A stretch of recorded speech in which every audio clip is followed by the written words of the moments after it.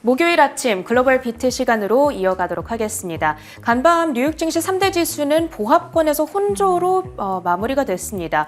어제 국채금리 상승으로 인해서 뉴욕 증시가 한번 급락을 했었고 오늘도 힘을 못 내주는 모습인데 계속해서 높은 금리가 부담을 주는 것이고요. 그리고 이 트럼프 관련해서 뉴스가 하나 크게 있었죠. 네, 특히나 또 국채금리를 더 자극할 만한 이슈가 있었습니다. 지금 4.7%를 터치하고 좀 등락을 거듭하고 있는 상황인데 왜 그렇게 상승했는지 자세한 내용은 잠시 후에 살펴보도록 하겠습니다. 사실 간밤에는 노동지표부터 FOMC 의사로까지 참 소화해야 할 이슈가 많았습니다. 그 전에 체린 앵커와 함께 3대 지수 마감 상황부터 살펴보겠습니다. 네, 전날 큰 폭의 조정을 겪은 이후에 오늘도 경계감이 짙은 모습이었습니다. 재료의 방향들이 엇갈렸고요. 재료의 방향이 엇갈리다 보니까 3대 지수도 장중 내내 뚜렷한 방향성을 잡지 못하고 보합권에서 상승과 하락을 왔다 갔다 하는 모습이었습니다. 다우와 S&P 500 지수가 그래도 마감가 기준으로는 강보합권을 지켜내면서 마감을 하고요. 나스닥 지수는 약보합 수준 19,478선에 거래를 마치고 있습니다. 자, 그럼 어떠한 재료들이 이렇게 엇갈린 방향성을 나타냈는가 보겠습니다. 지금 시장을 움직이고 있는 단 하나의 변수는 금리, 국채금리인데요. 이 국채금리를 밀어 올렸던 요인들 그리고 국채금리 하락의 요인들이 혼재했습니다. 일단 상승 압박을 가했던 요인, 이 트럼프 당선인이 보편 관세를 시행하기 위해서 경제 비상사태를 선포할 수도 있다. 이러한 CNN의 보도가 들려온 겁니다. 국가 비상사태 시에는 대통령이 무역 등의 이 경제 활동을 광범위하게 통제할 수 있게 되는데요. 이 보도가 나오자마자 국채금리 그리고 달러 인덱스가 상승을 했고 또 투자 심리는 위축됐습니다.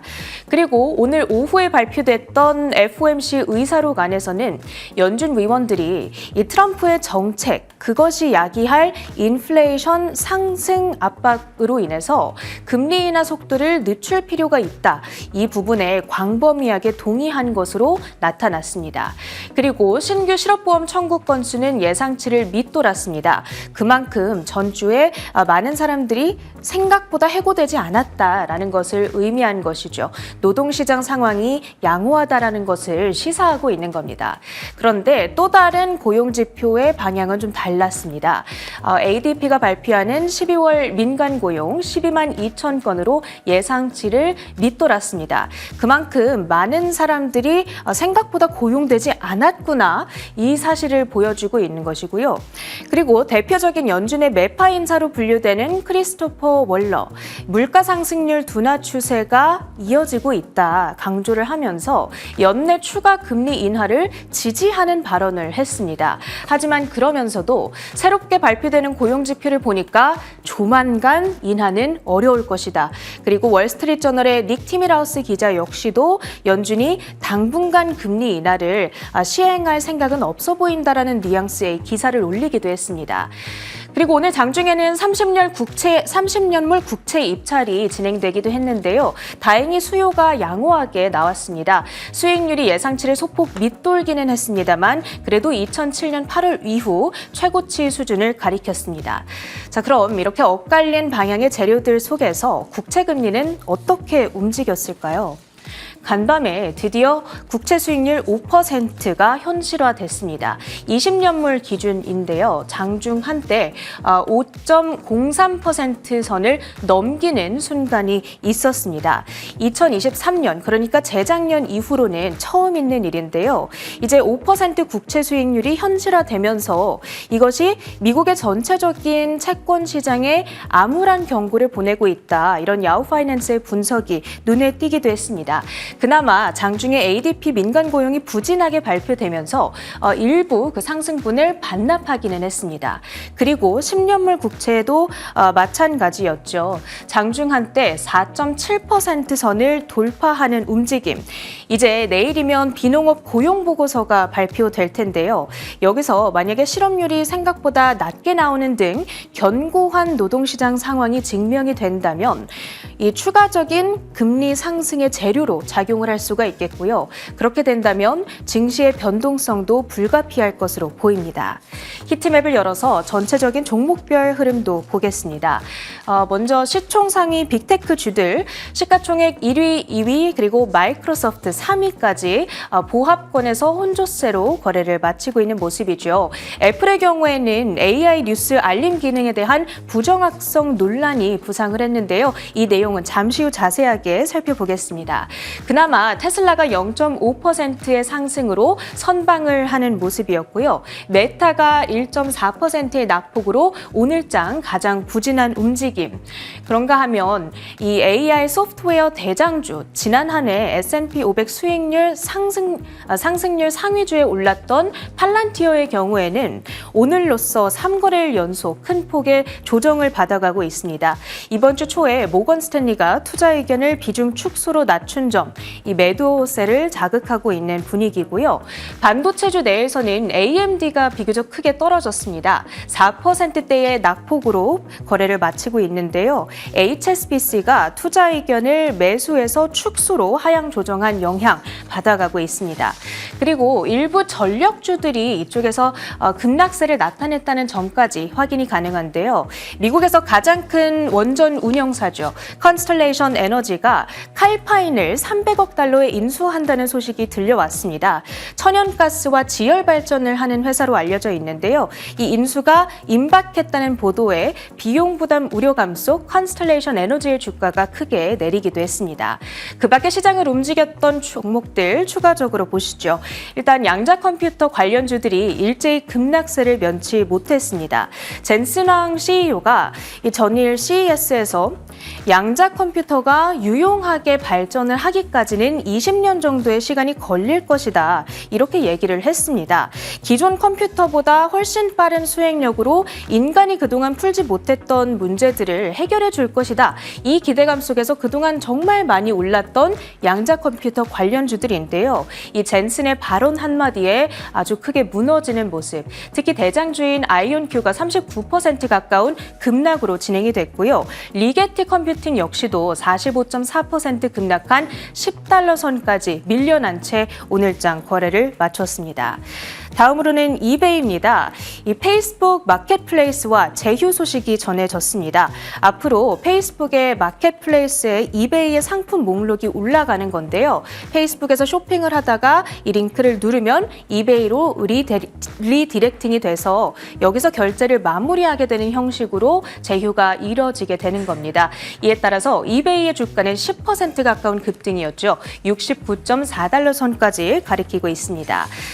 다음으로는 리튬 관련주입니다. 아카디움 리튬인데요. 앞서 리오틴토가 아카디움의 인수를 제안하면서 세계 2위 리튬 기업이 탄생할 거다. 이런 소식 들으셨을 겁니다. 이 해당 인수권에 대해서 미국 당국의 승인을 얻어냈다라는 소식이 들려오면서 아카디움 리튬의 주가가 8.2% 날아오르는 모습이었고요. 마지막으로 노보노디스크까지 확인해 보시죠. UBS가 투자 의견을 중립에서 매수로 높여 잡았습니다. GLP-1의 높은 수요에 따른 수혜가 지속될 거라는 전망이었고요. 주가의 경우에는 2.7% 상승한 85.6달러 선 가리키네요. 이렇게 특징주들 모두 확인해봤고요. 주요 외신 헤드라인들 살펴보시죠. 네, 글로벌 헤드라인 소식입니다. 간밤 뉴욕 시장에는 정말 다양한 재료가 쏟아졌습니다. 우선 두 가지 고용지표가 공개가 됐는데 이 고용지표가 서로 엇갈린 결과를 공개하면서 지금 고용시장이 건전한 것인가 아니면 혹은 우려해야 할 것인가 하는 다른 이야기를 좀 내놓았습니다. 그래도 결국에는 안정적인 추세다라는 이야기를 전하기도 했는데 어떠한 내용일지 자세히 살펴보겠습니다. 간밤 공개된 두 고용지표는 서로 엇갈린 결과를 발표했습니다. 미 고용업체 ADP가 발표한 12월 민간기업 고용 증가폭은 작년 8월 이후 가장 낮은 수준을 기록했습니다.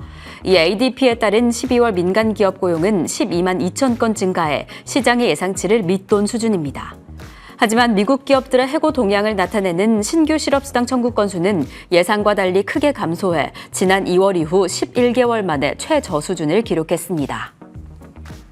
네, 우선 ADP 민간 고용 상황을 먼저 살펴보겠습니다. 이 ADP 민간 고용은 2024년 마지막 달에 전월 대비도 크게 하락했고 예상치였던 13만 6천 건도 하회한 수준입니다. 그리고 또 이 섹터별로 자세히 살펴보면 제조업 부분의 고용 부분이 3개월째 감소하면서 위축 국면을 시사했습니다.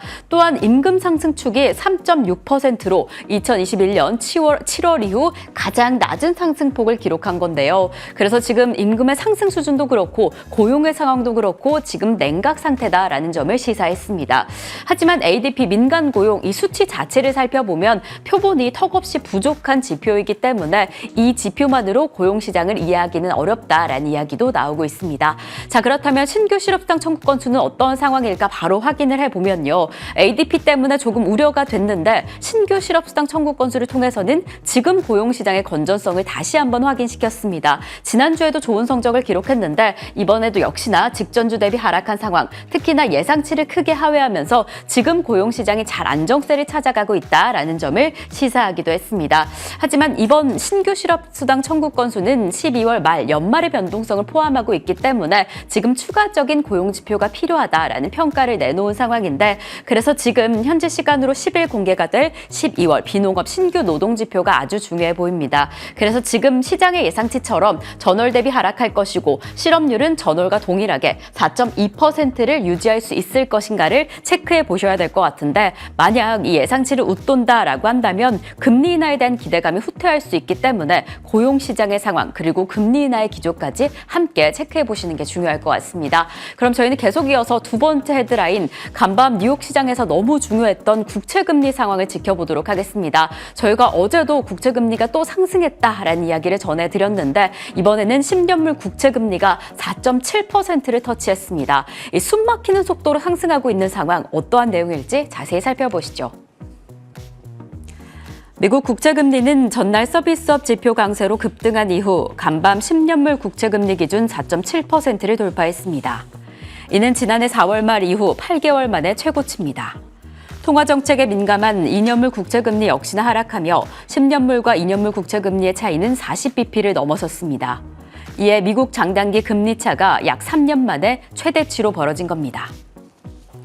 네, 이렇게 10년물 국채금리가 지속적으로 자극받고 있습니다. 사실 장기적으로 살펴보면 지난해 12월 30일부터 지속적인 상승 추세를 그리고 있는 건데요. 이번에 4.7%를 돌파했고 일각에서는 추가적으로 상승할 것이다라는 전망이 나오고 있습니다. 이미 다음 달까지 5%를 터치할 것이다라는 옵션 거래가 나온 상황이고 또한 6% 돌파의 가능성까지 제기되고 있는 거죠. 왜 이렇게 지금 상승하고 있는 것이냐에 대해서는 단연 트럼프의 위협이 꼽히고 있는데요. 트럼프 2기가 시작되면 인플레이션이 자극될 것이고 이에 따라서 채권 수급이 우려가 되는 상황입니다. 아무래도 재정 적자가 좀 우려가 되어서 회사채 발행이 급증할 것이고 정부의 차입이 증가할 것이다라는 전망이 나오고 있죠. 실제로 지금 세계 3대 투자자 중에 한 명인 로저스가 경고를 내놓았습니다. 미국 국채가 너무 심각해서 이에 집중한다라고 한다면 국채금리가 추가적으로 상승할 것이다라는 이야기를 내놓기도 했고요. 실제로 어제 이루어졌던 10년 만기 국채 경매가 4.68%로 낙찰이 되면서 지난 2007년 이후 가장 높은 수준의 국채금리 낙찰 수준을 공개를 했습니다. 이제 현지 시간으로 수요일 오후 1시에 1,190억 규모의 미국 국채 경매가 예정되어 있어서 추가적으로 변동성을 얼마나 가져가게 될지 이 시점에서 이 국채금리가 얼마나 더 오르게 될지 체크해봐야 될 것 같습니다.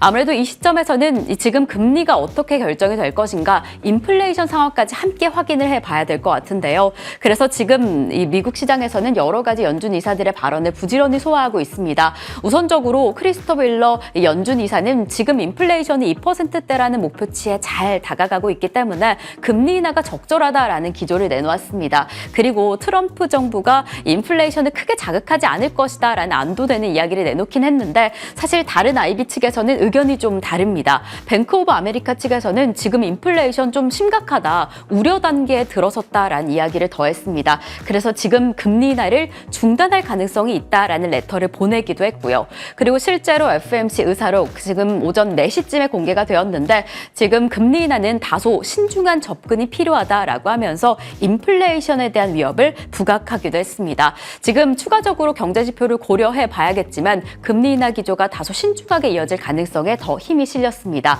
이에 따라 사실 단기적으로는 FOMC 의사록이 국채금리 자극을 하지는 않았지만 어떻게 이어지게 될지 국채금리의 흐름을 계속 체크해 보도록 하겠습니다.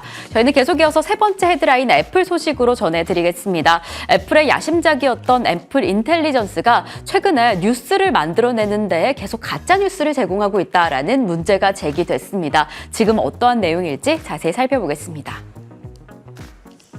애플이 새롭게 출시한 AI 기반 알림 요약 기능이 잦은 오류와 뒤떨어지는 기능으로 잘못된 정보를 확산시킬 가능성에 대한 우려를 불러일으키고 있습니다. 지난 12월 BBC는 당시 유나이티드 헬스케어 CEO 브라이언 톰슨의 살인 사건과 관련해 스스로 목숨을 끊었다는 잘못된 헤드라인을 생성했을 때 문제를 제기했습니다. 이에 이어 지난주에도 애플의 AI 기능이 BBC의 뉴스 앱을 알림을 부정확하게 요약하며 문제를 계속해서 제기하고 있습니다. 이렇게 애플 인텔리전스 기능이 기존의 뉴스를 잘못 요약하고 있는 겁니다. 지난 12월에 이어서 최근에는 다트 선수의 우승자를 잘못 보도하는 등 정말 치명적인 실수를 거듭하고 있는데요. 사실 BBC뿐만 아니라 여러 다른 뉴스 기업들이 해당 문제를 제기하고 있습니다. 그러니까 이 애플 검색 기능은 자기가 모르는 정보다라고 할지라도 여러 가지 결과를 조합해서 결과를 꼭 내야 하는 구조가 있기 때문에 지속적으로 잘못된 정보 생성 우려감이 커지고 있는 건데요. 이에 따라서 지금 애플 인텔리전스 기능 자체에 대한 의구심도 커지고 있습니다. 이에 애플은 지금은 베타 단계이기 때문에 피드백을 지속적으로 받아들이고 개선을 하겠다라는 의지를 밝혔고 몇 주 안에 업데이트를 배포할 예정이다라는 이야기를 전하기는 했지만 지속적인 업데이트 일정에 대해서 정확한 일정에 대해서는 공개하지 않은 상황입니다. 사실 이 문제는 애플뿐만 아니라 다른 검색 엔진에도 적용이 될 문제로 보여지는데 지금 애플이 우선적으로 어떻게 이 문제를 해결하게 될지부터 체크해 보도록 하겠습니다. 그리고 간밤에 또 애플의 위기가 될 수 있다라는 소식이 하나 전해졌는데 인도네시아가 지난해 10월부터 아이폰 16 판매를 차단하고 있는 상황이었는데 애플이 10억 달러 규모의 투자를 늘리겠다라는 제안에도 불구하고 판매 중단 소식을 유지했습니다. 그러니까 인니는 지금 이 정도 투자 금액은 특히나 자국에는 큰 호재가 될 게 없다라고 하면서 거절을 한 상황인데 애플이 인도네시아 시장을 포기할 수가 없죠. 2만 8천 명이라는 아주 큰 규모의 시장이 있기 때문에 2억 8천만 규모죠. 2억 8천만 규모의 시장을 포기할 수 없기 때문에 지속적으로 노력할 것이고 앞으로도 더 투자를 할 것이다라는 이야기를 전했습니다. 사실 인도네시아에도 아직 판매를 풀진 않겠다라고는 했지만 다른 옵션을 물색할 수 있다라는 긍정적인 전망을 열어둔 상황이어서 지금 이 나라와 애플의 관계가 어떻게 이어지게 될지 애플의 판매망을 더 크게 넓힐 수 있을지 체크해 보도록 하겠습니다. 저희는 계속 이어서 상품 시장을 확인해 보겠습니다. 간밤에 WTI가 1% 넘는 낙폭을 보였습니다. 미국 원유 재고가 증가했다라는 소식도 전해졌고 워낙 강달러 기조가 강력했기 때문에 낙폭을 보이고 있고요. 천연가스의 변동폭이 상당하죠. 어제는 6% 가까운 낙폭을 보였는데 간밤에는 6% 넘는 상승세를 보였다는 점 체크해 보셔야 될 것 같고 그리고 비트코인이 간밤에 또 하락을 했습니다. 이틀째 10% 가까운 낙폭을 보이면서 올 한 해 보였던 상승폭을 대부분 다 반납을 한 상황입니다. 그리고 달러가 109선 위로 올라섰다는 점도 지속적으로 체크해 보시면 좋을 것 같고 6시 기준으로 10년물 국채금리는 4.671%를 지나가고 있습니다. 이상으로 글로벌 비트 전해드렸습니다.